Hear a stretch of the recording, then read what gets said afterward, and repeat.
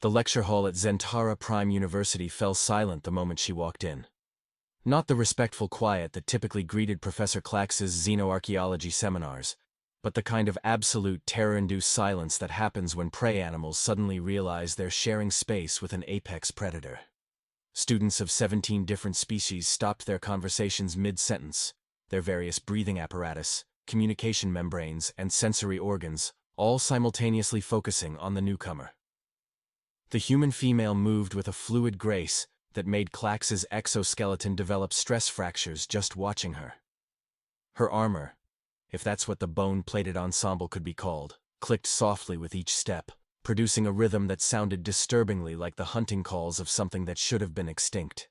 The intricately carved pieces fitted together so perfectly, they might have been grown, rather than crafted, each segment flowing into the next with organic precision. "Interesting," she said, surveying the lecture hall with eyes that seemed to catalog every exit, every potential weapon, every weakness in the room's defensive architecture. "Your species really does have that whole terrified rodent look down to an art form, doesn't it?" Professor Klax's 4 eye stalks twitched involuntarily.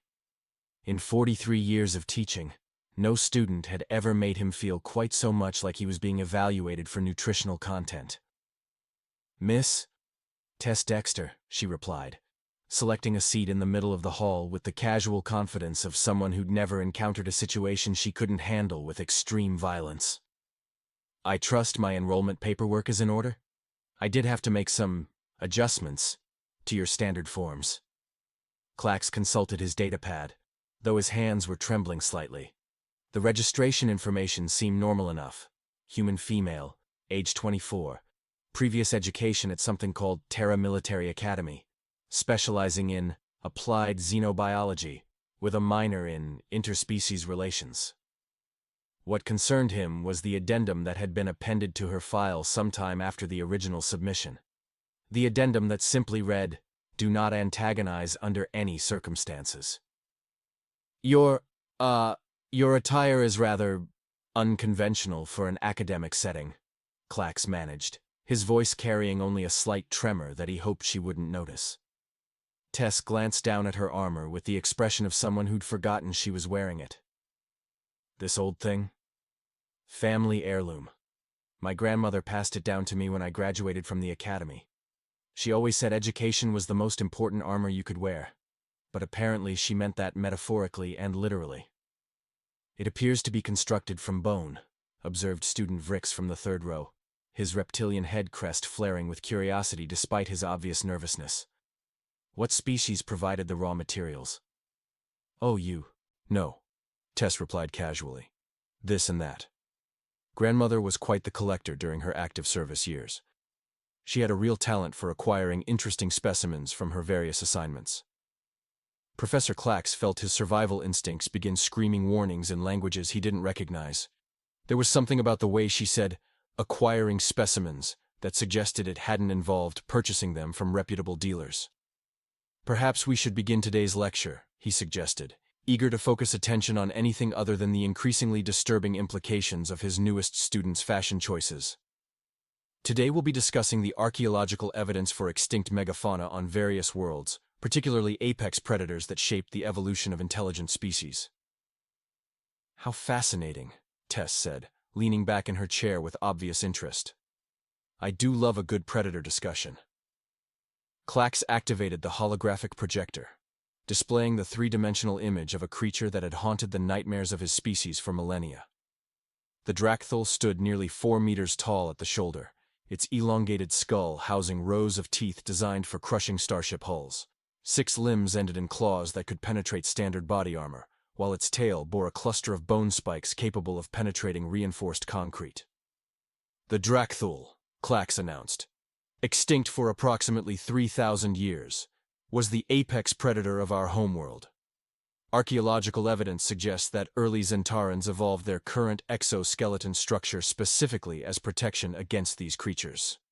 The beast's bone density was legendary, harder than most metals, capable of stopping plasma bolts, virtually indestructible." A collective shudder ran through the assembled students. The Drak'thul was the monster that had shaped their entire evolutionary path, the reason their species had developed such advanced defensive technologies. Fascinating creature, Tess commented, studying the hologram with professional interest. Quite impressive bone structure. I can see why your ancestors found them so motivational.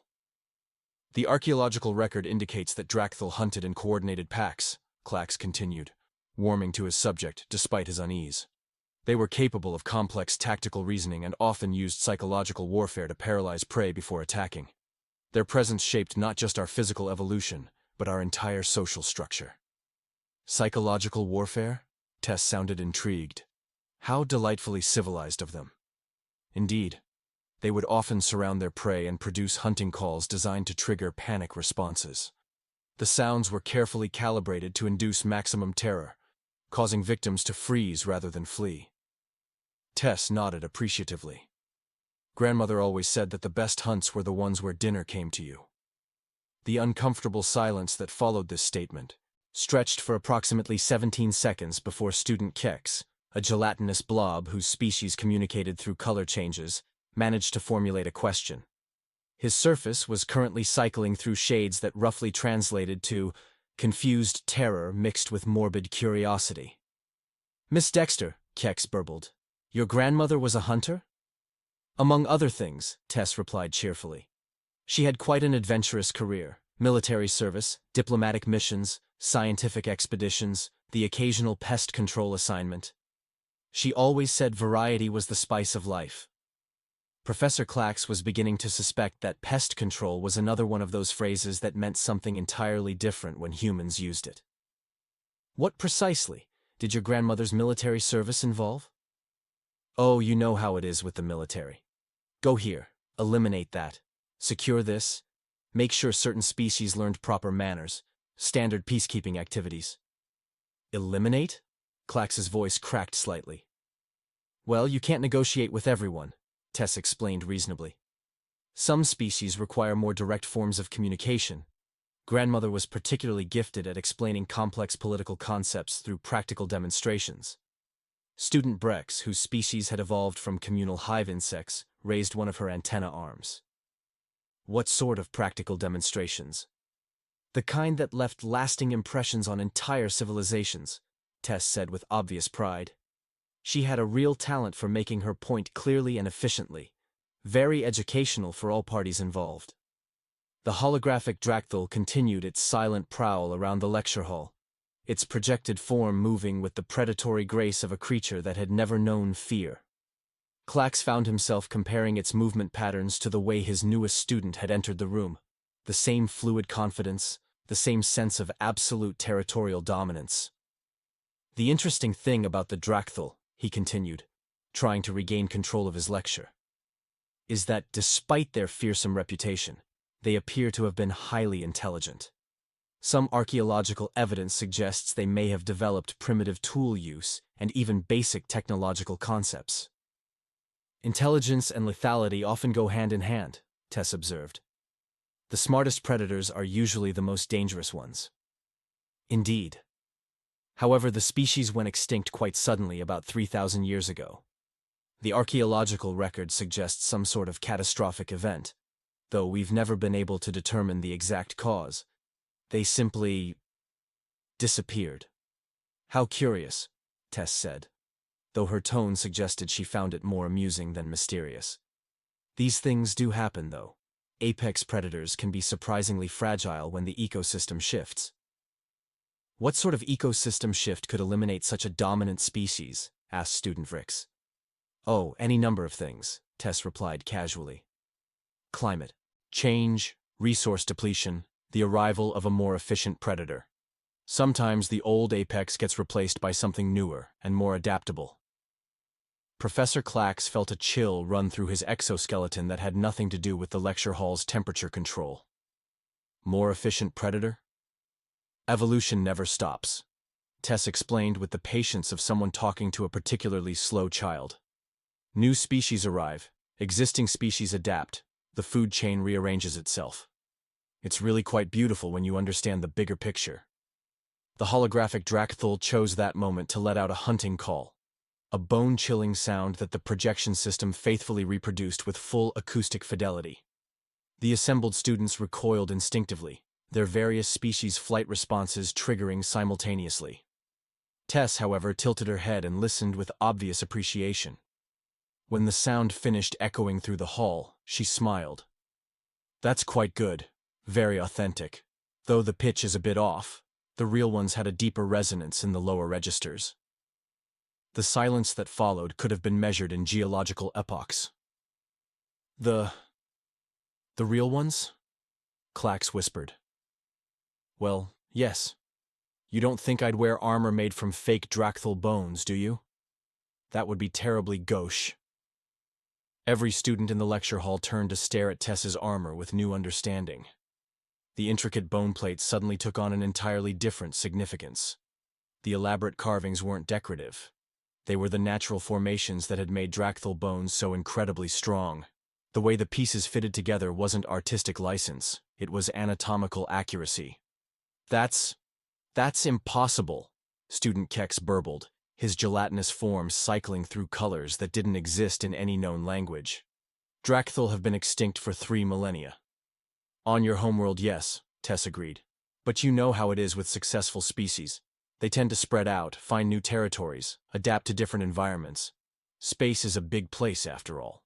Professor Klax's academic mind was struggling to process implications that his survival instincts had already accepted with cold clarity. "Are you saying that Drak'thul still exist elsewhere?" "Oh, they used to," Tess said cheerfully. "Quite a thriving population on several worlds, actually. Beautiful creatures, really. Magnificent hunters, incredible intelligence, remarkable social structures. Grandmother always spoke of them with great respect." "Used to?" Vrix asked, though his crest had flattened completely against his skull in a posture of absolute submission. "Well, yes. Past tense. You know how it is when 2 apex predators occupy the same ecological niche. Eventually, one of them has to go."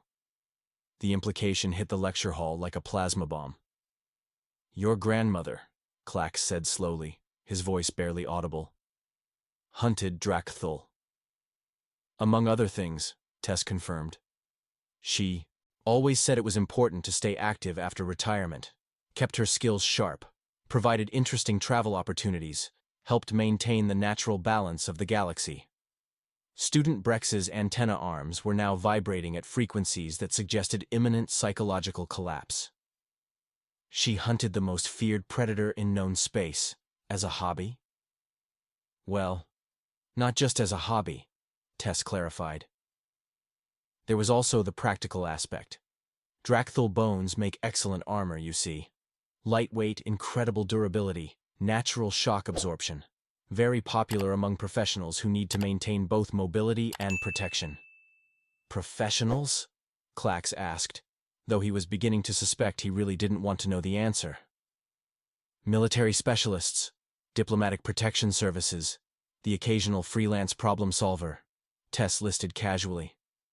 "Anyone whose work involves regular encounters with hostile situations." The holographic Drak'thul completed another circuit of the lecture hall, its projected form passing directly through Tess's position.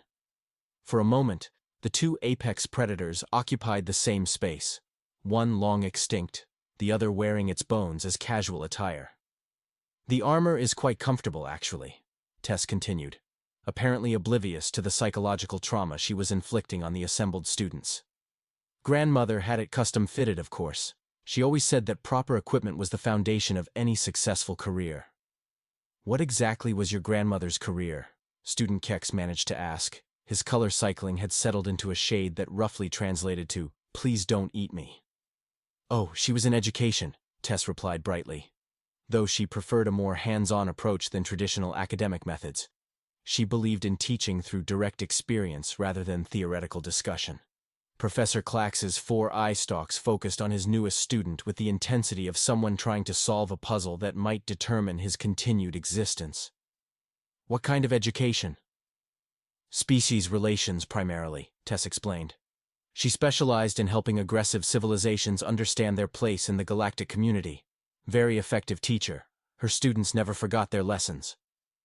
The bone plates of her armor caught the light as she shifted in her seat, revealing details that Klax's trained archaeological eye couldn't help but notice.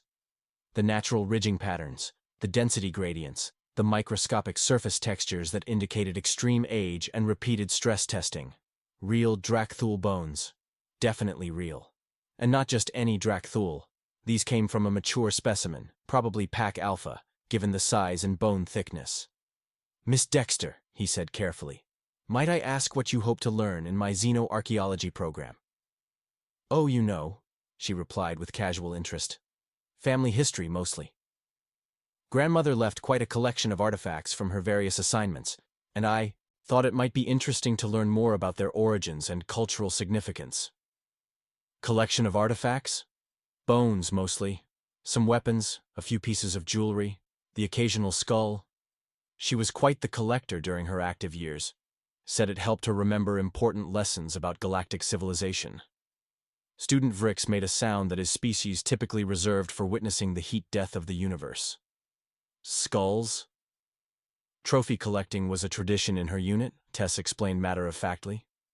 They believed it was important to commemorate significant learning experiences. Very educational, both for them and for anyone else who might be considering similar career paths. The holographic projection flickered as if responding to the collective terror emanating from the assembled students. The Drak'thul froze mid-stride, its massive head turning toward Tess with what almost looked like recognition. Or perhaps acknowledgement. One apex predator greeting another. The professor said her armor was inappropriate, then noticed it was made of their deadliest predator's bones. Part 2.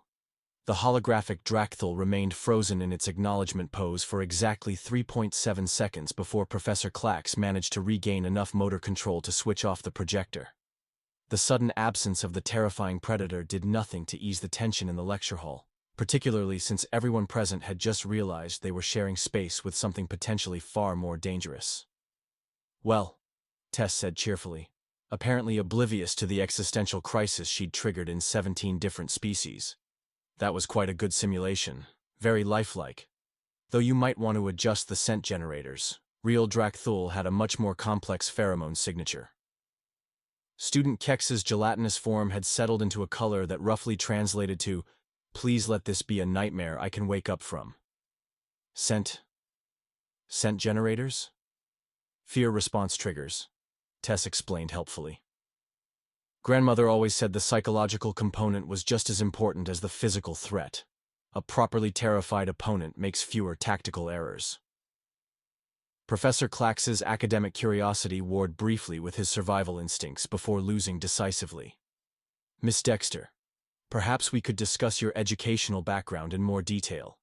You mentioned Terra Military Academy?" "Oh yes, lovely institution. Quite rigorous training program. They really emphasize practical application over theoretical study." Tess shifted in her chair, causing her bone armor to produce that disturbing clicking sound again. "I specialized in applied xenobiology with a focus on predator-prey relationships." "Applied xenobiology," Klax repeated weakly. "Understanding how different species think, fight, and die," Tess clarified with academic precision. "Very useful for diplomatic work. Amazing how much more reasonable people become when they understand that, exactly which pressure points will cause their nervous system to shut down." Student Brex's antenna arms had stopped vibrating and were now lying completely flat against her carapace, a posture her species adopted only when accepting inevitable death. Diplomatic work? Well, yes. Grandmother always said that war was just diplomacy by other means, and diplomacy was just war with better table manners. Tess consulted what appeared to be a standard data pad, though Klax noticed it was encased in what looked suspiciously like scaled leather. "Speaking of which, Professor, I was hoping you might help me identify some of the artifacts in Grandmother's collection. She was terrible at keeping records." "What sort of artifacts?" "Oh, the usual. Bone fragments, weapon components, preserved organs, the occasional trophy skull." She collected specimens from 47 different worlds during her active service. Quite impressive, really. The number 47 hit the assembled students like a physical blow. 47 worlds meant 47 different apex predators. 47 different species that had considered themselves the ultimate evolutionary achievement. 47 different civilizations that had learned otherwise. 47, Student Vrix whispered, his crest now so flat it appeared to have fused with his skull. Well, 48 if you count the Krillian hive mothers, but those were more of a group project, Tess added thoughtfully. The entire unit worked together on that assignment. Grandmother said it was important to share learning experiences with your colleagues. Professor Klax found himself desperately wanting to ask what had happened to the Krillian hive mothers, while simultaneously praying he'd never find out. Group project? Educational intervention, Tess explained. The hive mothers had developed some rather antisocial tendencies regarding their neighbors. Grandmother's unit was assigned to help them reconsider their expansion policies. And did they? Reconsider? Oh yes, very thoroughly. In fact, they became so focused on reconsidering that they stopped expanding entirely. Grandmother always said that proper education could transform the most aggressive species into model galactic citizens. The temperature in the lecture hall seemed to drop several degrees as the implications sank in. Educational intervention. Transformation into model citizens. The kind of thorough reconsideration that ended expansion policies permanently. Miss Dexter, Klax said carefully, his voice barely steady. What exactly happened to your grandmother? Retirement, Tess replied with obvious fondness. She decided it was time to pass her knowledge on to the next generation. Said she'd done enough traveling for one lifetime. Retirement to where? Oh, she built a lovely little place on a quiet agricultural world. Terra colony designation, peaceful meadows, very serene. She spends most of her time gardening now, though she still maintains her equipment collection. Student Kex managed to form a coherent question despite his ongoing chromatic panic display. Equipment collection? Professional tools, Tess explained. Weapons, armor, tracking devices, the occasional exotic technology acquired during field operations. She always said you never knew when you might need to come out of retirement for one more assignment. One more assignment? Klax felt his exoskeleton begin developing hairline fractures from stress. Well, yes. There are still a few species out there that haven't learned proper galactic etiquette. Grandmother keeps an eye on the situation reports just in case her expertise might be needed again. The bone plates of Tess's armor caught the light differently as she leaned forward, revealing details that made Klax's archaeological training scream warnings. The surface patterns weren't just natural bone formation. They were battle damage. Scarring from weapons fire, claw marks from desperate defensive struggles, pitting from acid attacks. This armor hadn't just been made from Drak'thul bones. It had been crafted from the remains of Drak'thul that had died fighting. Professor, Tess continued conversationally, I was wondering if you might have any information about the current territorial disputes in the Outer Rim sectors. Academic interest, you understand. Academic interest? Well, Grandmother mentioned that some species in that region have been making concerning statements about territorial expansion. She thought I might want to write my thesis on historical patterns of aggressive behavior and their resolution. The word resolution hung in the air like a death sentence. Miss Dexter, Klax said very carefully, what did your grandmother teach you about handling aggressive species? Oh, the usual lessons. Proper threat assessment, tactical planning, efficient resource allocation. Tess smiled pleasantly. She always emphasized the importance of decisive action, said that half measures just prolonged suffering for everyone involved. Student Brex made a sound that her species typically reserved for mourning the death of their entire hive. Half measures? Incomplete educational interventions, Tess clarified.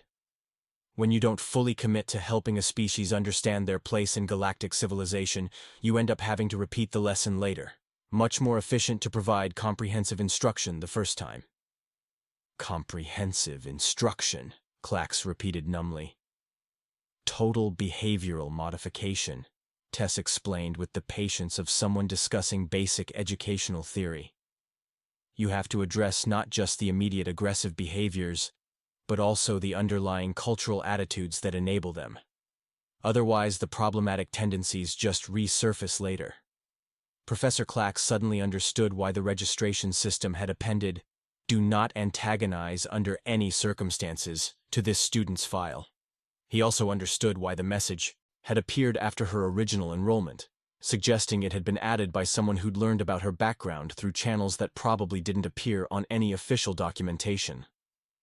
"Miss Dexter, might I ask why you chose to study at our university specifically?" "Oh, academic reputation mostly. Zentara Prime has an excellent xenoarchaeology program, and grandmother thought it would be educational for me to learn about different species from their own perspectives." Tess consulted her datapad again. "She was particularly interested in my studying Zentaran evolution, given your species' interesting adaptive responses to predation pressure." "Our adaptive responses?" "The way you developed such advanced defensive technologies after encountering the Drak'thul," Tess explained. Grandmother found it fascinating how a species could transform existential terror into technological innovation. She said it demonstrated remarkable survival instincts. And what did she conclude about our survival instincts? That they're excellent when properly motivated. Tess's smile took on a quality that made every student in the lecture hall question their life choices. She always said that the best educational experiences were the ones that left lasting impressions. Student Vrick summoned enough courage to ask the question they were all thinking. "What kind of lasting impressions?" "The kind that ensure the lesson is never forgotten," Tess replied cheerfully. Grandmother believed in making her teaching methods memorable for entire civilizations. The holographic projector chose that moment to reactivate automatically, displaying not the Drak'thul but a star map showing the current territorial boundaries in the outer rim sectors. Red indicators marked locations of recent territorial disputes, aggressive expansion, and what the display labeled as species requiring educational intervention. Tess studied the map with professional interest. "How convenient. That's exactly the information I was hoping to research for my thesis." "Your thesis?" Klax asked, though he was beginning to suspect he didn't want to know the answer. "Comparative study of aggressive species and their responses to corrective educational programs," Tess explained. "I'm planning to examine historical patterns of territorial behavior and document the most effective methods for encouraging peaceful coexistence." "Historical patterns?" "Well, yes. Grandmother's records are quite comprehensive, but I'd like to supplement them with contemporary examples. Hands-on research, you might say." The words "hands-on research" sent a collective shudder through every species represented in the lecture hall. When a human whose grandmother collected apex predator skulls talked about hands-on research, it probably didn't involve library work. "Miss Dexter," Professor Klax said desperately, "perhaps you'd be interested in purely theoretical research? Archival studies? Data analysis? Something that doesn't require field work?" "Oh, that's very kind, but grandmother always said there was no substitute for direct observation. She believed that the best way to understand predator-prey relationships was to experience them personally." "From which perspective?" Student Kex burbled, his color now cycling through shades that didn't exist in any known emotional spectrum. "Well, obviously from the predator perspective," Tess replied as if the question were absurd. "The prey perspective tends to be rather limited in scope and duration. The silence that followed could have been heard in neighboring star systems." "Miss Dexter," Klax said very quietly, "are you planning to continue your grandmother's work?" "Continue it?" Tess looked puzzled. "Oh no, Professor. I'm planning to improve it." The temperature in the lecture hall dropped to levels that triggered emergency life support protocols. "Improve it how?" "Well, grandmother worked alone most of the time, or with small tactical units. Very effective, but limited in scope. I've been thinking about larger-scale educational programs, more comprehensive approaches to species modification." "Larger scale?" "Industrial-strength behavioral correction," Tess explained enthusiastically. "Instead of working with individual specimens, you target entire populations simultaneously. Much more efficient, and it ensures consistent results across the whole species." Student Brex had begun making a high-pitched keening sound that indicated complete psychological collapse. "Entire populations?" "Well, yes. Half measures, remember? If you're going to educate a species about proper galactic citizenship, you need to make sure every member receives the same quality instruction. Professor Klax realized with crystal clarity that he was sitting across from someone who had just casually described genocide as an educational program, and who was wearing the bones of extinct apex predators as fashion accessories, and who had access to 48 different worlds' worth of extinction-level expertise. "Miss Dexter," he said very carefully, "what grade are you hoping to achieve in this course?" "Oh, I'm not really concerned about grades, Professor. I'm here for the practical experience." Tess stood up from her chair, her bone armor clicking ominously. "Grandmother always said that the best education was the kind that prepared you for real-world applications." "Real-world applications?" "Professional development," Tess clarified, gathering her materials with the efficiency of someone who'd never wasted emotion. "The galaxy is full of species that could benefit from grandmother's teaching methods. I thought it would be nice to continue the family tradition." She paused at the lecture hall door, turning back with a smile that was absolutely terrifying in its genuine warmth. "Thank you for such an educational first class, Professor. I look forward to learning more about the species in this sector. Grandmother always said that understanding your students was the key to effective teaching." The door closed behind her with a soft hiss, leaving Professor Klax alone with 17 traumatized students and the dawning realization that he'd just met someone who considered extinction events to be thesis research. "Sir," Student Vrix whispered, Should we warn someone?" Professor Klax looked at the star map still displayed on the holographic projector, showing all those red indicators marking aggressive species in need of educational intervention. Then he looked at his roster, where Tess Dexter's name appeared next to a course schedule that included Advanced Xenobiology, Comparative Civilization Studies, and Independent Research Project. "Warn them about what?" he said quietly. "That someone is planning to teach them better manners."